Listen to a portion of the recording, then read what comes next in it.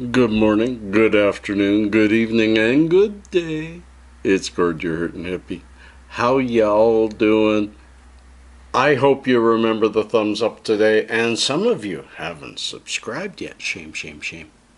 Anyways, folks, I got maybe a small one today. You never know. Once I start and I get babbling, it goes on and on and on. So let's see what happens. I have a story from Vice that I want to read to you. But first, and I like the but first. No, it's not a montage. I'm throwing it over to Gord on the street because he's got a story from the street. Yeah, yesterday on the walk, I decided it had to be shared. It was an experience that I just had to share with y'all.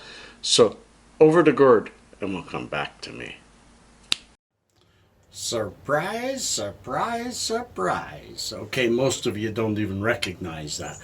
But, my friends, so much for Gord on the street or story from the street, because you know what? I'm not on the street. I'm on my front porch. It's Sunday morning, and I'm doing this quickly because the video that I wanted to send you over to was only half recorded, and somehow the other half, the punchline of the story, wasn't there. So I'm just going to tell you a story on the street. So it's still a story on the street from my porch. I was heading to 7-Eleven. I was maybe half a block away. So close enough to watch, not close enough to hear what was going on. And right in front of 7-Eleven, where the cars drive in and out, maybe about 100 feet, 150 feet from the crosswalk to the other side of the road. In the driveway, nobody's driving right now, but is a quite old lady, probably in her 70s or 80s, on a walker, and either her daughter or granddaughter with red hair standing with her, and the old lady is trying to cross the street, and she's looking back and forth, and the young lady is telling her, don't. You could tell by the hand motions, and the old lady getting mad and saying she can cross here, and the other one pointing at the crosswalk. And finally, the older woman grabs her walker, aims towards the sidewalk, and starts walking towards her daughter or granddaughter. And that girl turns around and starts walking towards the crosswalk. As soon as the younger woman has turned around, no longer looking at this cantankerous old woman, she looked around quickly and looked left and right and ran across the street with her walker. And it looked like she was giggling the whole time. And I'm watching the younger woman. I can see it all pretty clearly, and I'm watching the younger woman walking towards the crosswalk. She gets almost there, looks behind her, doesn't see her, does a double take, and then sees her across the street, throws her arms up in the air. It was just too funny. So I had to bring that to you. And now let's put it back to Gord with another finger snap. I'm getting good at this. I told that story to Pasha. He did not find it as funny as I found it. But I told it to the people in 7-Eleven, and they laughed and laughed. But of course, I'm a customer. Customer's always right. Anyways, on to Vice. I've got my laptop in front of me, which I usually don't do, and it's not going to work out fantastically because I didn't even bring my mouse, but things work. It is called, this story will be tagged below from Vice. There are no hidden dangers to weed legalization. It's inaccurate to say that we're not concerned enough about the health and impact of legal weed. It's time, as I have said, to start calling a spade and start calling bullshit on all the stigma that is out there, and there is a lot of it. So, let me get this page a little bit centered here, my friends. Okay. And I'm going to be reading because I thought this was a really well-written story, and I'm not a big Vice follower. Some of their stuff seems rather contrived, but we will see what you all think. Cannabis legalization is spreading with a momentum that feels unlikely to taper off anytime soon.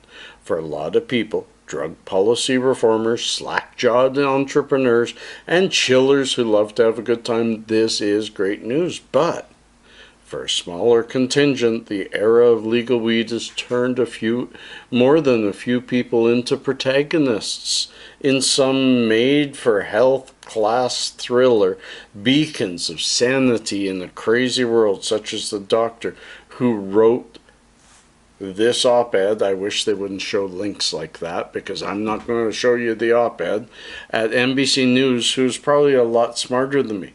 They alone see the imminent harm that being able to buy a quarter ounce of sativa from a store instead of a guy on a bicycle will inflict on society. Think of the children, blood in the streets, and of course, this is written tongue-in-cheek, if you haven't noticed already. The standard argument goes that because federal cannabis legalization feels inevitable, knock on wood, it's very important to talk about the potential risks of legal cannabis, the higher percentage of THC in today's recreational cannabis, the potential impact of cannabis on the teen brain and the pregnant woman's body, the existence of a link between cannabis and psychosis or cannabis and anxiety. The thing is, though, the actual cannabis research is almost comically limited, especially in the US. The DEA just made concessions in late August of 2019 that could pave the way for clinical trials for medicinal cannabis. Super timely, given the fact that all but 3 states have medical marijuanas on the books already. All but 3 states. Wasn't too long ago I was saying 26 of the 50. And now there's only 3 that don't. And the research that does exist is often contradictory. The threatening high THC strains, for instance, have also been shown, okay, here's the rub, here's the good stuff, has also been shown to be particularly effective when it comes to managing chronic pain. Medicine needs to be stronger. My light's starting to dim, my battery's starting to go pitter-patter, let's get out. When it comes to managing chronic pain, the supposedly linear relationship between cannabis, psychosis, and violence has been called shaky by scientists whose research gets cited in support of that connection. It's also worth noting that only 1 death has actually ever been attributed to cannabis consumption, a conclusion that experts widely dispute. That 1 death was a anti-weed doctor, coroner, who had nothing else to tag it on and said, well, there was THC in the body, so that's what it is. Contrast that with the number of annual deaths in the U.S. resulting from legal use of substances like alcohol. 88,000 died last year alone. And even if we give up that 1 death and say, okay, cannabis killed a person, that's 1 in history. One of the most irritating parts of the cannabis is bad, actually, discourse, is the fact that the prohibition point of view tends to be painted as the rebellious perspective. Us, who want it to be legal, are rebels. We are rebelling against the system, and no, we're not. The no one is talking about, because everyone knows only the most iconoclastic niche viewpoints get published in New York Times, New Yorker, Washington Post, and New York Times. Maybe when a paper of note publishes an op-ed from a guy who makes his own sublinguals arguing the weed cures all diseases, it will be time to panic. Until then, there's plenty of other unchecked medical puffery in opinion sections for actual doctors to worry about. That's the end of it, but I want to talk about it. Yeah, my light's going on me. We'll do the best we can with what we got, because there's no way I'm stopping now.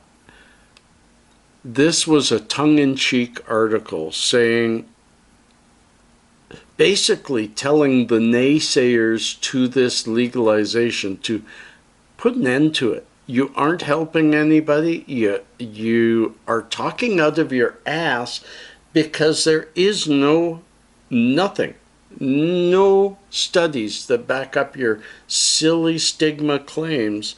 And slowly but surely, the studies are coming out to be contrary.